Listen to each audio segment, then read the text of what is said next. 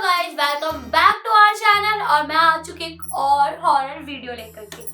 तो फ्रेंड्स, आज मैं एक ऐसी कहानी लेकर आई हूँ जो कि मुझे मेरे दादा ने सुनाई थी और मेरे दादा के पापा के साथ ऐसा हुआ था। मतलब कितनी पुरानी कहानी होगी, करीब 50 साल पहले की कहानी। 50 साल मतलब बहुत बड़ी बात होती है कि 50 साल पुरानी कहानी, और मेरे दादा को अभी तक याद थी वो कहानी। तो जो मेरे दादा के जो दादा थे, जो मेरे परदादा थे, ये उनकी कहानी चकवा भूत के बारे में आप में से कई लोग जानते होंगे जो कि गांव से बिलोंग करते हैं, गांव में रहते हैं या फिर गांव से कोई ना कोई रिलेशन होता है उनका।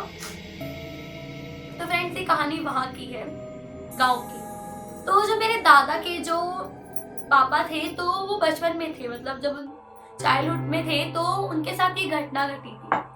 और ये घटना तब घटी थी जब वो बहुत ही ज्यादा छोटे थे, करीब इतने भी नहीं थे, वो 8वीं या 9वीं कक्षा में थे। ऐसा मेरे दादा ने मुझे बताया कि हम 8वीं या 9वीं कक्षा में थे, तभी उनके साथ हुआ था। तो जो उनका घर था गांव के बीचों बीच था, तो वो गांव से दूर अपने स्कूल जाते थे। और जो उनके पापा थे वो इकलौते लड़के थे, मतलब वो इकलौते थे अपने माता पिता के।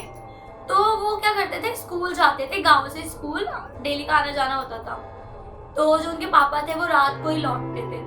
तो जो छोटे मोटे जो काम होते थे, जैसे चक्की पे जाना या खेत में जाना, जो काम होते थे वो खुद ही कर लेते थे, क्योंकि उनके पापा जॉब करते थे, किसी के अंडर में कुछ काम करते होंगे, मुझे इतना नहीं पता, बट वो कुछ करते थे, लेकिन वो रात के वक्त आते थे। तो जो उनके जो थे रामू अंकल, रामू शायद नाम था उनका, रामू नाम था।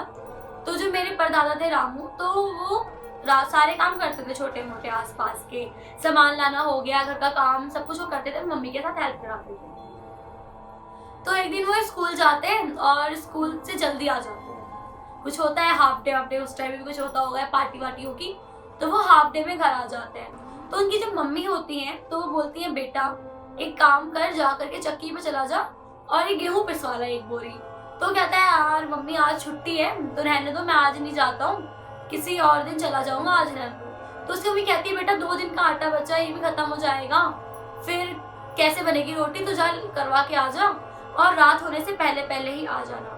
पहले के वक्त में क्या होता था कि 7-8 बजे तक लोग खा पी करके सो जाते थे, गाँव में पूरा सन्नाटा हो जाता था। तो उसकी मम्मी ने कहा था, करीब वो 2 बजे करीब निकले थे, तो उसकी मम्मी ने कहा था कि बेटा तुम जल्दी घर आ जाना, लेट मत होना। तो उन्होंने कहा था ठीक है। तो वो चले गए थे। तो जब वो गए, तो वो जाते वक्त तो बड़े अच्छे से गए, अपने गेहूं का बोरा अपनी साइकिल पे टांगा करके चले गए। जैसे वो चक्की पे पहुंचे, तो मतलब बहुत सारे लोग थे चक्की के पास, अपना आटा पिसवा रहे थे, अपना कुछ मतलब तेल, कुल्लू का तेल निकलवा रहे, सब खड़े थे लाइन में। तो जो मेरे परदादा थे, तो वो भी लाइन में लगे हुए थे। जैसे ही उनकी बारी आने ही वाली थी, तभी वो चक्की वाले अंकल बोलते हैं, बेटा मुझे घर में बहुत जरूरी काम याद आ गया है, मैं 1-2 घंटे में निपटा करके आता हूँ। ऐसा करते करते 6 बज गए थे। अब करीब 6 बज गए थे, तो मेरे परदादा ने बोला कि यार ये तो बहुत लेट हो जाएगा, 6 बज गए अभी। फिर वो अंकल तब भी नहीं आते, 6:30 हो जाते। फिर उनका बेटा आता है, तो कहता है, बेटा उनसे कुछ मतलब बड़ा ही था, 1-2 साल बड़ा, बेटा 1 साल बड़ा था उनसे, मेरे परदादा से। तो बोलता है, भैया अंकल नहीं आए, बता दो, आटा पिसवाना था। तो कहते हैं, पापा को आने में थोड़ा टाइम लग जाएगा, तुम बैठो। कह रहे आप ही पीस दो। कह रहे नहीं मुझे नहीं आता पीसने, पापा ही पीसेंगे। तो अब मेरे परदादा बैठ जाते हैं। अब वो कहते हैं, कब आएंगे कब आएंगे। और जैसे ही वो जाने लगते हैं, वैसे ही अंकल आ जाते हैं। 7 बज जाते हैं। अब 7 बज जाते हैं, तो अंकल सबके पीसने लगते हैं, और लोग होते हैं तो उनके भी पीस रहे होते हैं, लेकिन वो लोग उसी गाँव के होते हैं। फिर जैसे ही उसके बाद वो कहता है, रहने दो बहुत लेट हो जाएगा, मैं चला जाता हूँ घर, छोड़ो हो गया सो गया, अब कल आके पिसवा लूंगा। तो अंकल कहते हैं, लाओ तुम्हारा भी पीस देता हूँ, अब इतना रुके हो तो पिसवा के ही जाओ। तो कहते हैं, हाँ चलो तुम मेरा हाँ अंकल पीस दीजिए, आप मेरा भी पीस दीजिए। तो पीसते हैं, उसका गेहूँ पीसते हैं, बोरी में भरते हैं, जब तक करीब 8 बज जाते हैं। अब 8 बजे ही अंधेरा हो जाता है, ठंड का वक्त था, 8 बजे ही पूरा अंधेरा हो जाता है। अब वो बैठे होते हैं, वो सोचते हैं कि मेरे पापा भी आ गए होंगे घर पे, अब तो इतना लेट हो गया हूँ तो क्या होगा। ऊपर से जंगल से जाना होता है, पहले के टाइम पे रोड्स इतनी नहीं होती थी, तो जंगल ही होता था और लाइट वगैरह भी नहीं होती थी। तब वो आटा अपने उस पे रखता है साइकिल पे, मतलब मेरे परदादा आटा साइकिल पे रखते हैं रामू, और आगे की तरफ निकल रहे होते हैं। जैसे ही वो निकलने वाले होते हैं तो वो देखते हैं ना कि मतलब जंगल है, तो जंगल पूरा ही सुनसान होता है। तो वो खड़े हो जाते हैं जंगल के बाद, जैसे घुसने वाले होते हैं, चक्की से थोड़ा दूर घुसने ही वाले होते हैं घने जंगलों में, वैसे वो रुक जाते हैं। उनको डर लगने लगता है, कहते हैं यार मैं कैसे जाऊं। फिर वो खड़े होते हैं 10-5 मिनट, सोचते हैं कोई आ जाए, किसी को देखते हैं कोई आ जाए, कोई नहीं आता है, क्योंकि 8 बजे सब लोग खा पी करके अपने बिस्तर पे सोने पहुंच जाते हैं। फिर वो क्या करते हैं, वापस जाते हैं चक्की की तरफ, तो देखते हैं अंकल चले गए और उनका जो बेटा है दुकान बंद कर रहा है।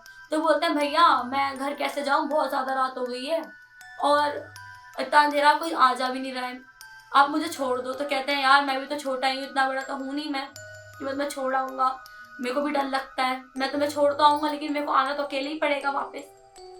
तो कहते हैं हाँ, कह रहे मैं दूसरा रास्ता तो जानता नहीं हूँ वापस घर जाने का। तो कहते तुम रुक जाओ, कोई आएगा तो तुम उसके साथ चले जाना। तो वो बैठ जाते हैं, कहते तुम यहीं बैठ जाओ, यहाँ पे तखत कुछ होता है, तखत या कुछ बिछा रखा था दुकान के बाद, कहते तुम इस पे बैठ जाओ, कोई आएगा तो तुम उसके साथ चले जाना। तब तक 7-8 हो जाते हैं और पूरा रोड बिल्कुल सुनसान, पूरा गांव सुनसान हो जाता है, दूर दूर तक कोई नजर नहीं आता है। फिर वो वहीं बैठे होते हैं और रोने लगते हैं, उनको रोना आने लगता है कि यार अब मैं अकेला हो गया हूँ, कोई आसपास दिख भी नहीं रहा है और मैं कैसे घर जाऊंगा। फिर उनके पापा भी घर आने वाले होते हैं, 10 बज जाते हैं। अब वहाँ पे उसके पापा घर पे आ जाते हैं, तो उसकी मम्मी से बोलते हैं कि कहाँ गया, रामू दिख नहीं रहा है घर में।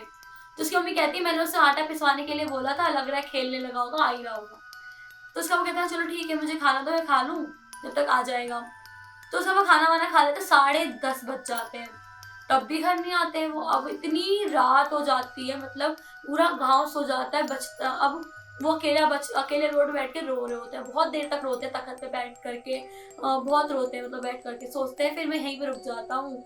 फिर भी उन्हें डर लगता है कि इतनी सुनसान रोड है, कोई आसपास नजर भी नहीं आ रहा है उस जगह पे, उस रास्ते में कोई आता जाता भी नहीं है। फिर उसकी मम्मी बोलती है यार जाके जरा देखो, बहुत रात हो गई, अब तो कहीं नहीं दिख रहा है। तो अब उसके पापा निकल जाते हैं उसको ढूंढने। फिर तभी एक अंकल मिलते हैं, बाहर आते ही वो कहते हैं कि आपका बेटा वहाँ बैठ के रो रहा है।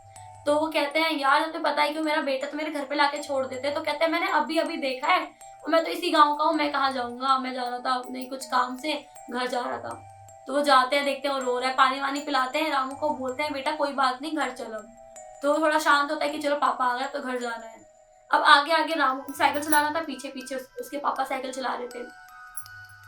तो वो मतलब उसके पापा बोलते हैं बेटा चुपचाप चलियो, जंगल में से बिल्कुल आवाज मत करियो। तो लोग जा रहे होते हैं, तो वो देखते हैं पीपल का बड़ा सा पेड़ है, वहां पे ना एक आदमी सुरती मल रहा है सुरती तो वो देखता है कि ना तम्बाकू मल रहा है। तो आप लोगों को पता है ना तम्बाकू ऐसे मलते हैं, फिर ऐसे करते हैं, फिर मुंह में डाल लेते हैं, आप लोगों ने कई लोगों को देखा होगा। तो रामू देख करके कहता है पापा देखो कोई वहाँ पे खड़ा है। उस पीपल का पेड़ इतना बड़ा होता है, तो उसके पापा कहते हैं बेटा पीछे मुड़ के मत देख, सीधे चल। तो कहता है ठीक है चलो।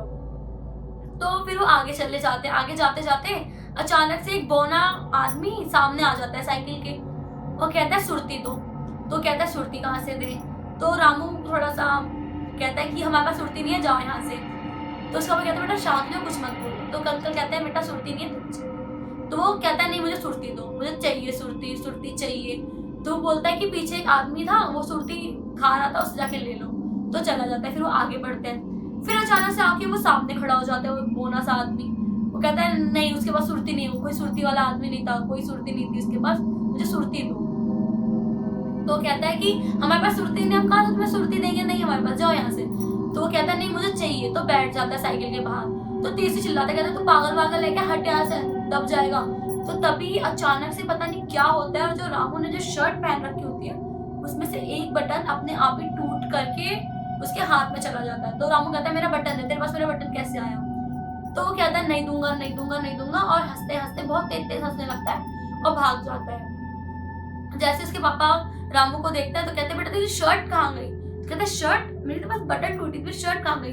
तो वो कहता है पता नहीं कहाँ गई मेरी शर्ट पापा। तो उसके पापा कहते हैं बेटा चल चल। उसके पापा समझ जाते कि क्या हो रहा है, ये सब कुछ क्या चल रहा है, ये सब कुछ। तो कहते हैं बेटा रामू तो चुपचाप चलो यहाँ से।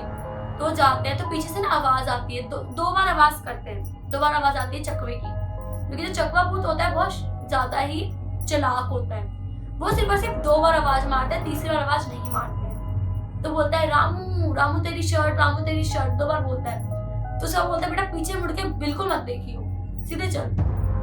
वो लोग सीधे सीधे चलते हैं। जैसे वो घर पहुंचते हैं वो साइकिल खड़ी करते हैं और सीधा बैठते हैं। तो उसकी मम्मी बोलती है कि इतनी लेट कहाँ हो गया था, तो उसकी मम्मी को बताते हैं उसके पापा कि हमारा सामना चकवा भूत से हुआ था। तो उसकी मम्मी डर जाती है बहुत ज्यादा कि यार ये मैंने क्या कर दिया, मैंने क्यों इसको आटा पिसवाने के लिए बोल दिया। तो उसकी मम्मी अपने आप को ही कोसने लगती है कि मैंने ऐसा क्यों करा, मेरे को नहीं भेजना चाहिए था, कल भेज देती, कल छुट्टी थी, कल भेज देती, ऐसे करती है।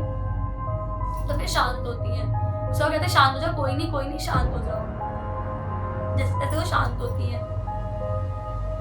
फिर उसके बाद अब क्या होता है, अगली उसके बाद उसको ना बुखार चढ़ जाता है, रामू को बहुत तेज बुखार चढ़ जाता है। इसके बाद तो उसके पापा को झाड़ फूक करते हैं तो वो थोड़ा ठीक हो जाता है। फिर दूसरे दिन वो स्कूल जाने के लिए सोचता है कि अब तो मैं ठीक हो गया हूँ, खुद के मन को बदलने के लिए, थोड़ा माइंड फ्रेश करने के लिए मैं स्कूल जाता हूँ।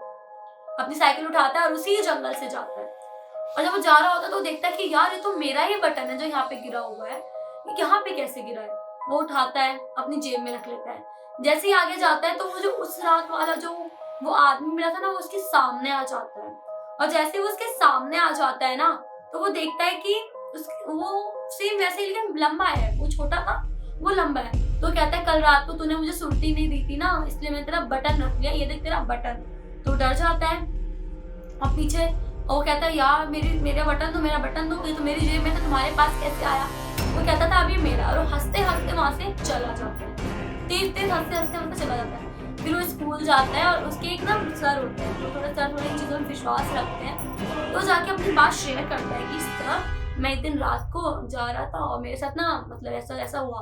तो बताते हैं बेटा तेरे साथ ना 2 चकवा भूत मिले थे, 2 चकवा भूत तेरे पीछे पड़े थे, एक जो अच्छा वाला था और एक जो बुरा वाला था। जो बुरा वाला जो भूत था वो तुम्हें उस रात को मिला था छोटी हाइट में, जो तुम्हें अपने कब्जे में करना चाहता था। और दूसरा जो तुम्हें आज मिला था वो अच्छा चकवा भूत था, जिसने तुम्हें उस बुरे चकवे भूत से बचाया। तो कहते हैं हाँ मास्टर जी मुझे बुखार आया था लेकिन फिर ठीक हो गया था। तो कहने लगे कि उसको पता चल गया था। फिर मास्टर जी बताते हैं कि चकवा भूत होते कौन है।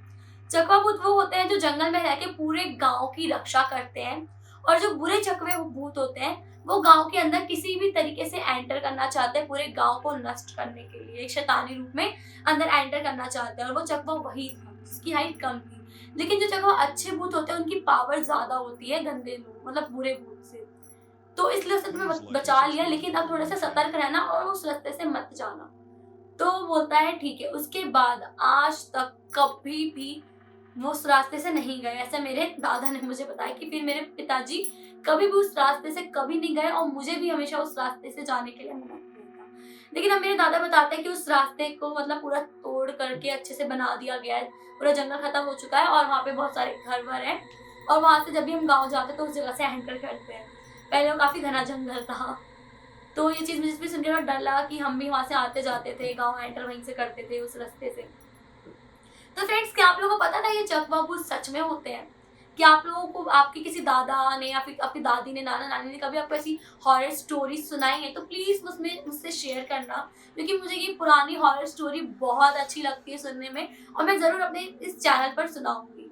मेरी बहुत सारी हॉरर वीडियोस है जो आप जाके देखो, आप एंजॉय करो, फ्रेंड्स एंड फैमिली में शेयर करो। अगर मेरी वीडियो को सब्सक्राइब नहीं किया तो सब्सक्राइब करो और अपने फ्रेंड्स एंड फैमिली में शेयर करो यार, थोड़ी सी तो हेल्प करो।